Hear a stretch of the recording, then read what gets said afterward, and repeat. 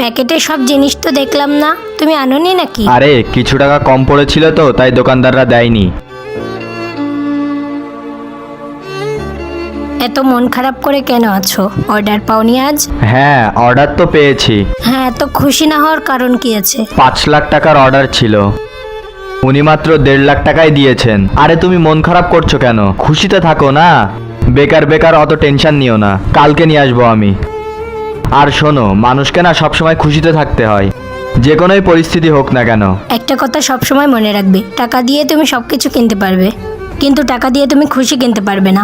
যার জীবনে খুশি আছে সে সারা জীবন টাকাই খুঁজতে থাকে, আর যার জীবনে টাকা আছে সে সারা জীবন খুশি খুঁজতে থাকে। হাসি খুশি থাকতে টাকা লাগে না, আর টাকা পয়সা দিয়ে কখনো খুশি থাকা যায় না। জীবনে টাকা পয়সার চেয়ে মানসিক শান্তিটাই অনেক দামি।